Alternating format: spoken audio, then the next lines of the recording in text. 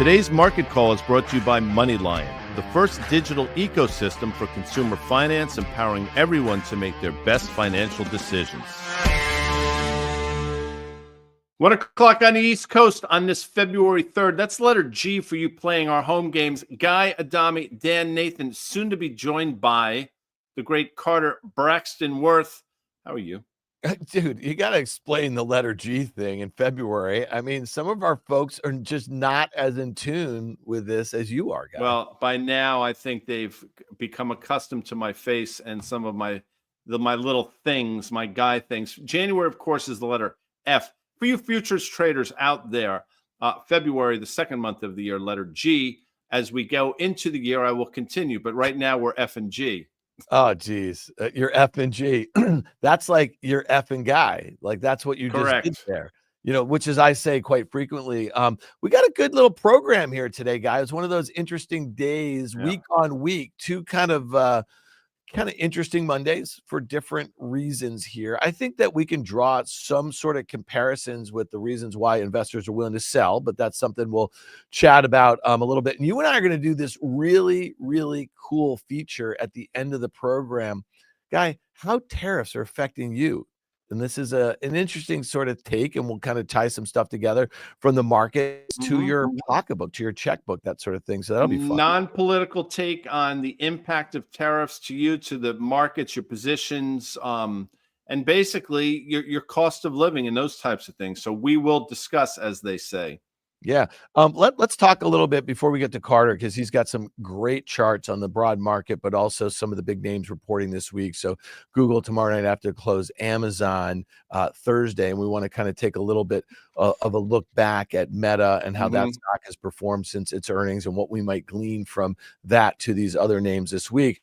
But Guy, you know, this whole idea, and again, this is not a surprise that President Trump and the administration issued these tariffs. I guess a surprise to some degree of how punitive they are to our two biggest trading partners and allies, Canada and Mexico. And obviously the thing with China, we knew that was coming. It probably makes some sense to some degree as far as, you know, a negotiating tactic. But to come out and say, as it relates to Canada and Mexico, we're going to put these 25% tariffs on, and we're not going to wait a month. We're going to do it this weekend. And then it takes, what, 12 hours, 24 hours, and then they're walking it back after, you know, some. So talk to us, like the thought process in that.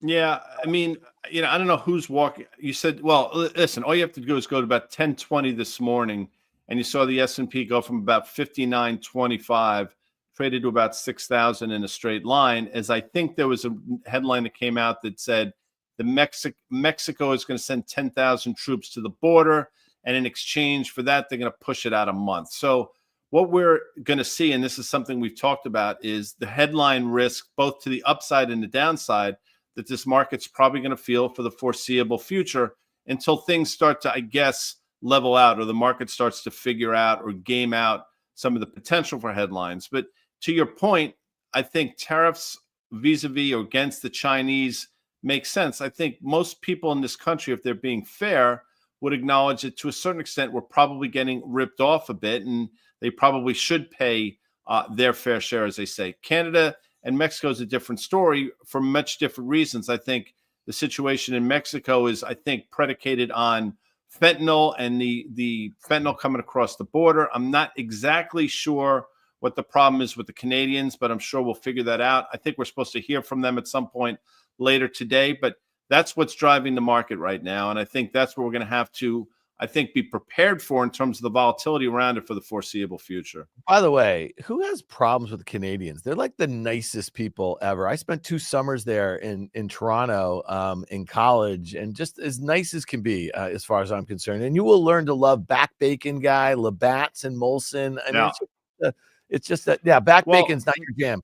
No, but look, since you mentioned it, I don't know who he currently plays for, but Marc-Andre Fleury is a goaltender in the National Hockey League, and he recently played in Montreal. And, you know, typically the handshake line in hockey is for the playoffs, but out of respect for him, every member of the Canadians waited online to shake his hand in a game, by the way, that the Canadians lost, which I thought was classy. To your point, how can you hate the Canadians? Yeah, I saw that on the internet. I thought that was really cool. I want to push back on one thing, Guy, as far as the China and this notion that we're getting ripped off. And again, it might be semantics, but I kind of go back to 50 years ago, where we kind of made this unholy sort of arrangement with the Chinese that we were going to opt for cheap manufacturing and cheap goods coming back here. And when you think about, I was reading this morning, like some crazy number, 70% of the items that are sold on Amazon here in the US are created over there.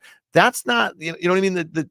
That's our want to 100% agree. I mean, it started in the Nixon administration. Yeah. You called it unholy. That's fine. I mean, we wanted access to their markets. And people were very excited about that. Again, that was then President Nixon's initiative, but it created a lot of unintended consequences. Yep. And you got to be careful. I say it all the time. Be careful what you wish for. And we were wishing for that in earnest. I think it probably was a boon for us for a period of time, but I think that pendulum probably swung. And, but I think your point is well taken. Yeah, I guess where I kind of drill down is a couple issues as you think about espionage, as you think about access to their markets for our digital companies, for our national champions, that sort of thing. We are a consumption-led economy, which and you bring up all the time. And, we've gotten used to having $1,000 iPhones rather than $1,500 iPhones, and the list goes on and on. But I think there's a bigger issue here. Like, as far as I'm concerned, it is an issue of national security. If you think of, and I was just listening to this podcast on Sharp Tech, and it's really, really good. But when you're talking about like our ability to kind of build things that matter from like a natural or national interest sort of thing, whether they be, warships or artillery and ammo, or, drones that are likely to be the things that are used next in like, battle, situations or whatever, we don't have the capability to do that. We have literally, so the idea of bringing that manufacturing back on shore makes sense, but it's going to take like years, if not decades, if that's fair. But and roll the first slide, because I think that speaks to it. And we'll talk about this towards the end of the show, how it impacts you. But I think you're exactly right. I mean, I think most people would agree that what you're manufacturing done here, there's a cost associated with that as well, that, I think the market is going to try to start to figure out. And, here we are, some of the sectors being impacted. And I think to a certain extent, a lot of the things that you're seeing and what we're saying make sense vis-a-vis some of these moves that you're seeing in these different sectors. Yeah, I think the energy one sticks out to me, because I think that's an area where we know that, Mexico and China, we get a lot of our oil from. It's refined here, and then it's sent, all over the place. And, again, if those tariffs are held in place, that could be really difficult for that sector. It could be really difficult for at the pump, right? If we start to see refining costs go higher and the like. So there's a bunch of things, the consumer staples. We were talking about this with Liz Young Thomas this morning on the Risk Reversal podcast. Their ability to pass through, higher costs, right, to consumers is something that it's either going to eat at their margins, or they're going to have to pass it through, and maybe there's less demand. So a whole host of things. We'll drill down on that a little bit later. I don't know, Guy, if you caught this. I was watching the Celtics come back from, I don't know, they were down 20 something to the 76ers last night, and Tatum and these guys just went off, and they ended up winning. It was really pretty special, bit of a comeback. I know you don't care about NBA in the first week of February, but I got an email from Worth Charting. That will be Carter Braxton Worth, and it said, "Oh, there he is for your cork board." I mean, this was a one-pager email. It just led with a chart. There were no other comments on it. Carter, I should have been doing what you were doing. You were enjoying a basketball game. Yeah, but what leads you? I saw you. I was in the stands. I was just working with my laptop. No, I wasn't there. I was watching. I was on the Peloton, by the way. I was getting my steps in. So you do your work. You look at single names, thousands of them. You look at all the sectors. You look at the indices. Why was that the one chart? And we're going to look at it in a second. Why was this the one chart that you sent out last night? Yeah, yesterday afternoon. I mean, look, let's pull it up. I mean, just to get to it. And the question is, right, the first thought one could say, well, that's just sensationalism. I mean, you're putting dates that are epic. And I had some news. Does that mean we're crash here? I really don't have any other thought than the first thing is to make it available, right? That's the idea. Some things are very actionable. Is this particularly actionable? But what we do know, for those people who get into the long-term valuation, that's a Schiller type thing, or people who get into on a 1-2 year valuation, the market is full, right? And the market has come a long way from the COVID low, has come a long way from the 2009 low, which you can see there, and has come a long way since the prior peak, right? The March 2000 peak, as well as the peak before the 2022 bear market, right? That small blip you can barely see. In 2021, we almost touched that internal trend line as well. So the question is, and there are a lot of people that do long-term work on this, do equities offer a good prospective return series looking out 3 to 5, 5 to 10 years? And there are many people making the case that they don't, right? That they offer below average returns based on valuation, other things. Hard to know, for anyone to speak out to that kind of time frame. But what we do know is that, for what it's worth, the market is right now up against a level that happens to connect with 2 other prior peaks. And we shall see. Now, obviously, the tariffs, who knows what it is that causes a market sell-off, or not more than a sell-off, something really bad. But I would say in general, it's a time to hedge your exposure if you're long. So that's done through options or other derivatives, and or just reduce one's exposure to the general asset class of equities. Yep. And even in an 18.5 VIX up significantly today, I think the market is still giving you that opportunity, Carter. I'm with you. We're going to take a look. Might as well throw the earnings calendar up because it leads to some of Carter's charts. But what you're looking at there before was a 100-year chart, and you can say, this is quarterly bars and it's not timing. I don't think Carter is saying that this is a timing mechanism. I'm not trying to speak for Carter. What he is saying, though, is you're up against some pretty historical levels here. And given the backdrop, some of the dialogue and some of the rhetoric we're hearing, it makes sense to do some of those things, Dan. Yeah. I mean, I think it's just interesting to see, because you're going from 29 to 2000. Those are the 2 first dots, and we know what happened there. And I think it's a great point that you made, Carter, that just that blip, if you will, that COVID blip, it just doesn't look like a lot in the context of that. But I think the other point, you mentioned you mentioned valuations. I mean, we're still in a scenario where the U.S. 10-year Treasury is paying 4.5%. And so you do the math, if you're looking at the equity risk premium and the like, no one's going to make a decision based on that, but it could be very instructive. And again, let's look at these, the earnings, because there's a lot here. Just when you thought, it feels like a month ago that we got into the bank earnings that got off to a good start. The S&P, I've been hanging out. We made a couple of new highs in the last few weeks or so. I mean, even with all these headlines with DeepSeek last week and, trade wars and tariffs this week, we're still in the S&P just, a few percent from the all-time highs. So you look at some of these names, you say to yourself, what will be instructive, right, going forward? I look at this. What is Clorox? What is Pepsi? What are they going to say about their ability to pass through increased costs if these, tariffs are kept in?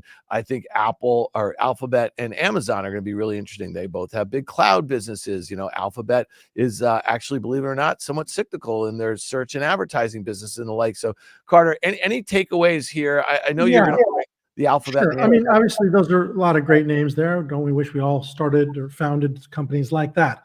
And this is America at its best. But the things that matter here, the way to figure out is what doesn't matter. What Tyson Foods says just doesn't matter, right? And frankly, to some extent, Uber or Pepsi or Ford, Honeywell. Okay, not to say that those are great, but they're ConocoPhillips.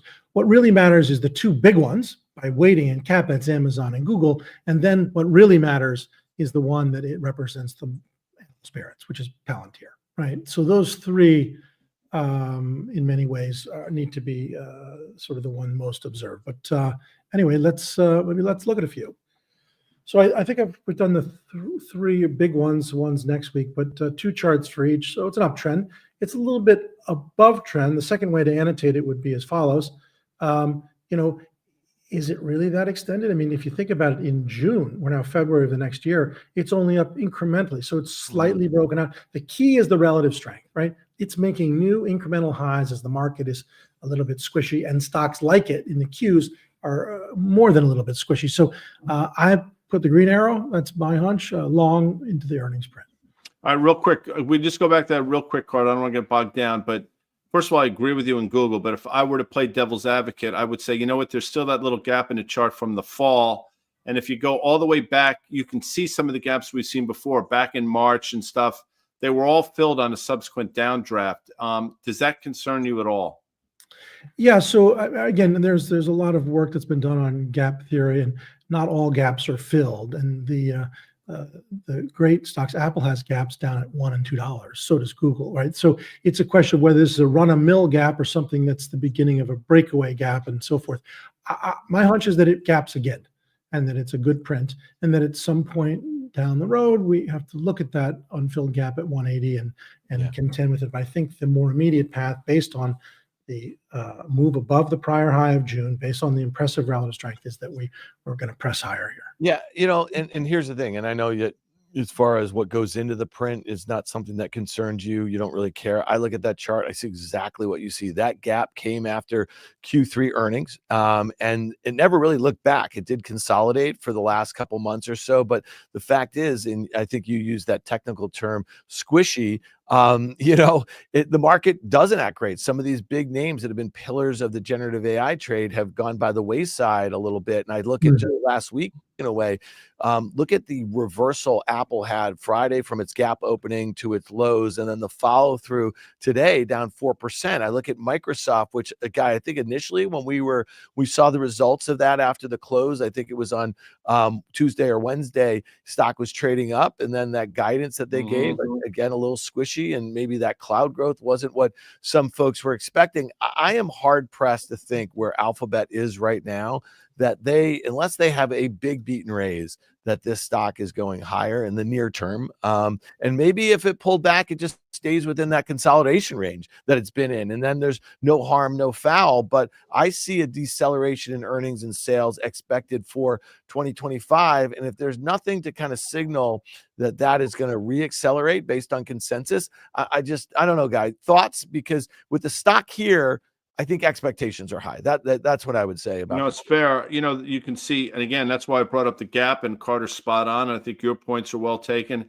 I think what people get excited about with Google is valuation, which has always been reasonable. I think, the flip side of the concern would be, theoretically, they are reliant upon search, and there are a lot of things seemingly making their way into their world. So, which could offset the moat that they have. I don't think it's going to happen this quarter, by the way, but that's out there as well. And I think one of the reasons it trades at sort of a non-premium valuation is probably because of that, Dan. Yeah. And again, if DeepSeek, kind of got things or got folks thinking twice about some of the models that have been created over here, Google or Alphabet's, Gemini that's embedded in all their products and services is just far behind, at least from a user perspective, what ChatGPT is able to do in DeepSeek. And so that's got to be a bit of the story that we start to see better results there, because again, their search business is under siege as it relates to some of their competitors.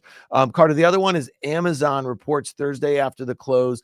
This one again, it's at its all-time highs, and you have to think to a large degree that this one, while Google has no effect with tariffs and a trade war, a shit ton of their goods that are sold here in the U.S. come from China. I know there's some de minimis exclusions and the like here, and they also have a pretty decent business in China. They could get it both ways as far as the tariffs are concerned, but that's the fundamentals. Talk to us a little bit about what you're seeing in the charts.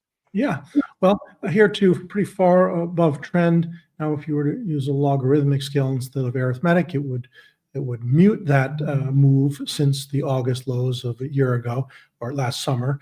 But the second way to annotate it would be as follows: we're comfortably in the middle of the channel. We're ascending on. Here too, it's about the relative performance, not succumbing in any way to the squishiness of the general equity market, and specifically to the QQQ.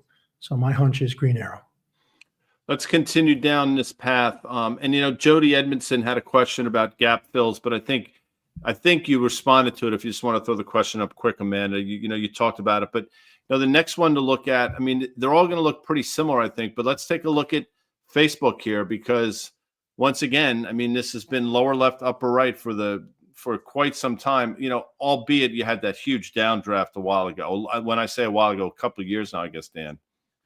Yeah, I mean, this is one where, the results, I think expectations were high. People like the valuation. It's a very different story. They haven't built out this big infrastructure, for customers to leverage, right? So that's AWS, Azure, and Google Cloud. Their infrastructure that they build out is to serve their own models and to serve their own businesses. And so the stock has obviously been rewarded by the results that they've been able to put up. It's one of the few mega cap tech names that is involved in this generative AI trade where you haven't seen a sort of flattening out or a plateauing of forward estimates. And there's, obviously a lot of trepidation about the spend that all of these guys are doing to build out this infrastructure. And Meta is one of them, but they have gotten the gains, from their advertising business and the like to justify it. But Carter, a pretty parabolic move after the results here, and I see your uptrend, and it just seems to be pretty far from trend. What are you thinking here?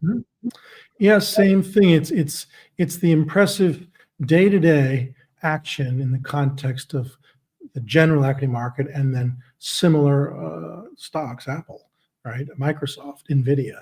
And so another way to annotate it would be to just extend the channel here too. I've given it the green arrow, which is to imply that I think going higher.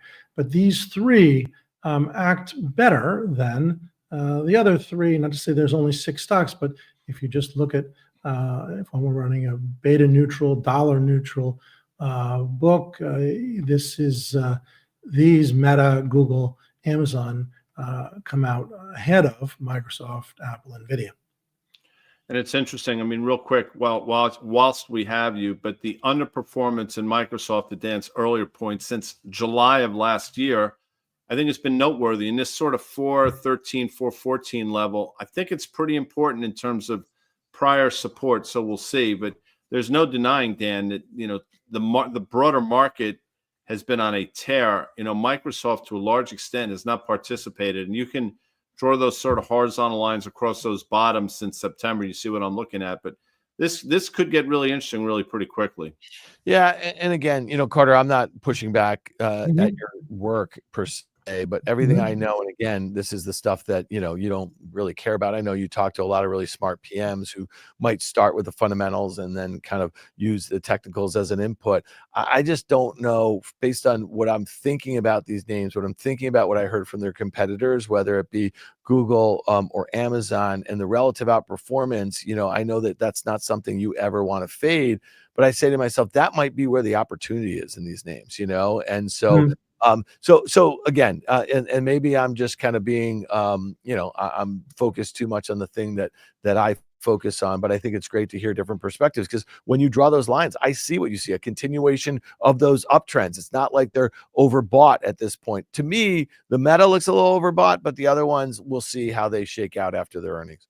Right. And so, I mean, this is, to be determined. The earnings for Microsoft, the market didn't particularly like them, Apple and so forth. But on the day now, Apple is down, Microsoft is down, Nvidia is down, Meta is up, Amazon is up, and Google is down fractionally. So anyway, day-to-day relative performance is an important thing, and I think one is right to be in this group versus, let's just say, that other group of 3. The great Carter Braxton Worth, ladies and gentlemen. Carter, we always enjoy having you. I mean, that T-shirt, I mean, you look like you're ready to, I mean, what are they? You what am I going to do? The travel squad on the taxi squad for the Eagles this weekend? Is that what's happening? That would be more of a Chiefs look over there. But Carter Braxton Worth is going to be joining us on CNBC's Fast Money tonight, so tune in for that. Thanks, CB. Amanda just said you look buff. I don't know if I'm allowed. Am I doxing Amanda by saying that? I don't know. He is ripped. By the way, can I tell you something before we go to the chart of the day?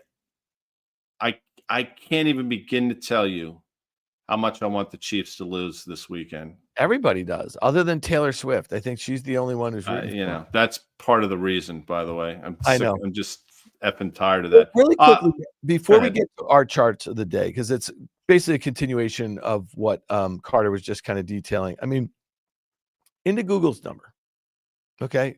Like, I get it, the relative outperformance. I get it, you know what I mean? Like, not just to the market, but also just some of these other names. I mean, could you get your arms around buying it based on what you think is going to come out, what you think is going to be basically maybe? All right, this is really important. Gene Munster, and we have a risk reversal pod that's dropping tomorrow morning, first thing. And we were talking about, there's twofold. There's two things, right? So it's the pace in which these companies are spending and what the return on investment is, right? So that is related to their cloud business, but then you have to look at their core underlying business, and that's the search business, Right. for like a Google. And while it was better than expected last quarter, and seasonally Q4 is better, they also have this competition, not only with their external sort of competition, OpenAI, you know what I mean? Like when they're thinking about Gemini, but they're also cannibalizing their own search business. You know what I mean? And at some point, there's going to come a time where the Google Cloud is less than expected. And then so the search results are going to be a bit worse.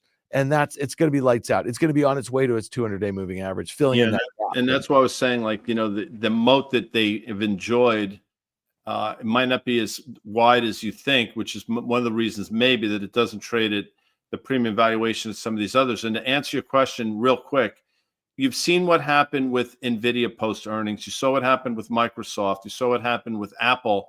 I guess the question is, if you're buying Google here, are you willing to sort of risk that same type of move? So it's not an indictment at all. It's just you've seen now the price action of three of the bigger companies in the world post earnings. So I would walk with a bit of trepidation here.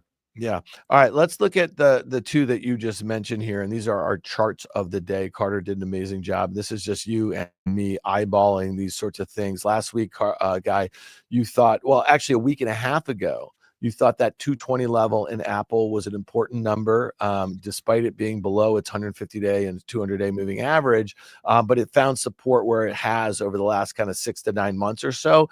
So we had that reversal on Friday. You had the follow through today. It better hold 220, Guy. Yeah, I agree with that. And, it's interesting. They reported earnings on Thursday. The stock, I think, in the aftermarket traded down to 234-ish. That was lower than the close. We were talking about it on Fast Money. We were opining about the numbers. And then Karen said correctly, you really need to wait to hear what they say on a conference call. Whatever they said on a conference call, and it was around guidance, got people really excited. The stock went from 234. I think it traded up to 246 or so in the after hours. And I think that was basically the high-ish the next day. But at a certain point, I believe the fundamentals and the quarter that they reported sort of mattered. And I think the market caught wind of that. Obviously, some of the rhetoric around China and some of those other things didn't help. And now here we are. I think it's concerning the way this is traded since that release. If you look at that again engulfing pattern, that speaks to exactly what I'm talking about. 220 was support. I think it's going to be tested. And it wouldn't surprise me. And I'm not a hater. I don't care. I'm not one of these fanboys that waits online for this shit because it's not interesting. But I think that June level, that June 10th level of 193.5, 194, I think that's potentially in play. Yeah, one of the things that interests me about this story is, going back to June, we don't have to go through it again. The excitement in and around the release of Apple Intelligence and what that meant for services business, what it meant for an upgrade cycle of their hardware. I think you and I and me more just kind of looking at the offering and really getting a good sense almost immediately that there was no there and it wasn't going to cause an upgrade cycle. And the over exuberance that we saw from the investment community, it was just that, Buffett was sitting on it for most of last year, selling half of his stake. And on a relative basis, it was acting much worse because there was no generative AI strategy. Well, as soon as it became clear that there was no there, that it wasn't going to cause an upgrade cycle, that this was a problem for them in China, which had been really weak last year, they did not grow in China while Android phones grow 3-4% or something like that. China is still weak. China is not going to allow them to have Apple Intelligence there. And so I just say to myself, this is a problem, and throw in the tariff situation. That's why it's down 4% today. Last time we had Chinese tariffs, they were like basically excluded from a bunch of the stuff. So this one's interesting to me from a technical perspective. It better hold 220. We were just talking about NVIDIA, Guy. This one, you made the point, hasn't seen an uptick in, a week and a half. It's below that uptrend. It's below the 150 and the 200. That gap that you're talking about down there, 100 to 97 or something like that.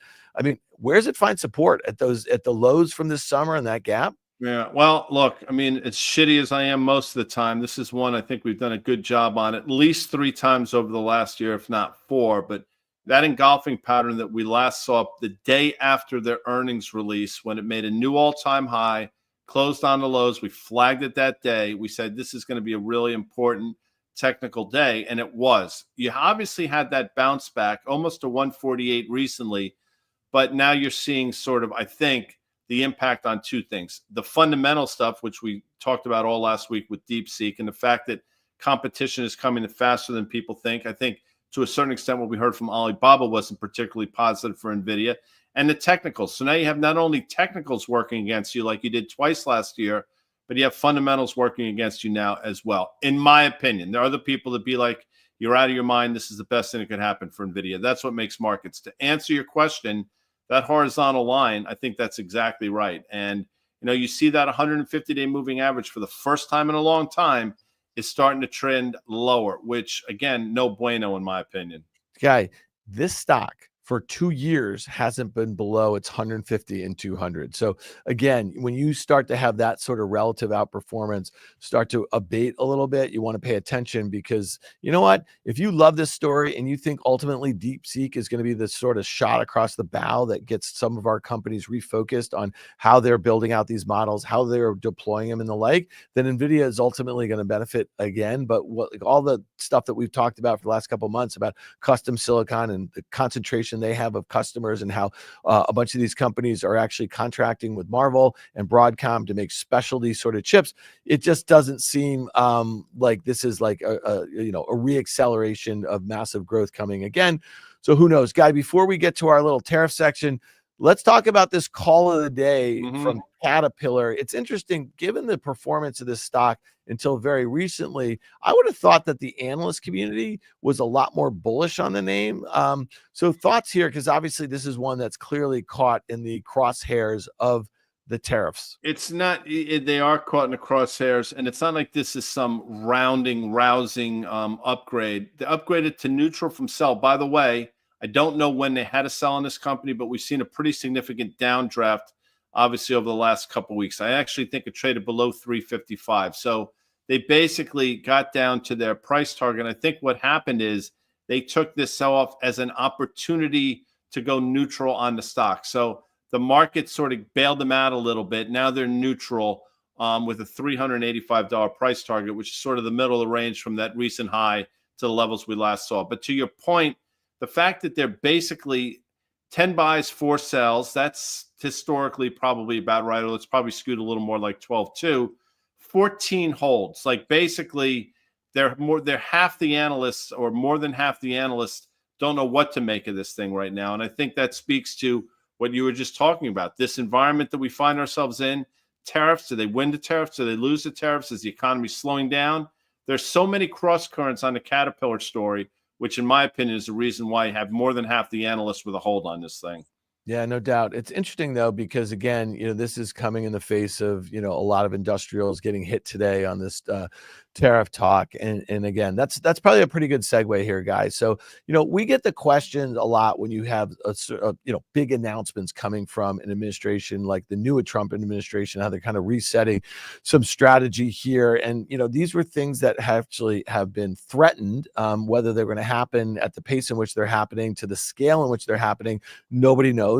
So over the weekend, new tariffs were put on China and Mexico, 25% coming into the US, and an additional 10% from China. And we're just saying to ourselves, okay, you can look at it through the lens of the stock market, which is what we just spent the last 30 minutes doing, or you can look at it through the lens of you as a consumer, right? And so some of the first areas right out of the gate, it's going to be, goods like autos, consumer products, apparel, things like Nike, and the like, a lot of stuff that's made over there in China. We get a ton of oil from Mexico and Canada, a lot of food from Mexico and the like. So, Guy, how do you think about this? We have a consumer, and you've been making this point, how they've been staving off inflation with consumer debt, with credit, right? So all of a sudden, if these tariffs were to stick around, this is the sort of thing that could really pinch consumers at the purse. Right. If they last for a period of time, what I think is interesting here is I think most people, well, not most people, a lot of people are willing to sort of endure very short-term pain, understanding that maybe this is what is required to sort of get us on an even playing field, as long as it's not going to have a long-term impact on us. But if this thing, when I say this thing, if tariffs start to sort of hurt the consumer over the course of months, and we get into the spring, summer, and we're still feeling the impact, that's when, again, you can be the most reverent, most, be behind somebody, the biggest support of something. But when it starts to impact you in a meaningful way over the course of months, that's when things start to wane. So I think this administration has some runway in terms of how long they can play the game. But if we're talking about April, May, and these impact of these tariffs are higher cost, I think that's when you start to see the impact on consumer spending and those types of things. But without question, in the short term and potentially the long term, it makes things cost more. I mean, you can explain it away all you want, but the reality of the situation is it's going to make the end product cost more. Those costs are probably going to be passed on to the consumer, whether you like it or not. Yeah, and if they're not passed on to the consumer through the lens of, let's just say, corporate earnings and the like, then that means it's a hit to their gross margins, and that's why a bunch of these stocks are selling off. I'll just add one more point here, and it's just not consumer prices that would lead to inflation. Well, that would keep interest rates high, right? So we've been spending a lot of time over the last year talking about what higher interest rates mean to consumers. But the other part of this is that if U.S. manufacturers are seeing less demand because higher input costs, right, that means ultimately they might start laying people off, right? And this is at a time where the government has been, in at least over the last few weeks, and we've been hearing about this throughout the presidential campaign, that they want to get costs down in the government. What does that mean? That means they're going to be firing workers. We're already seeing that go on. And when you have the government as a huge part of the employment picture over the last few years, we've had, record lows levels of unemployment. We're up off of those.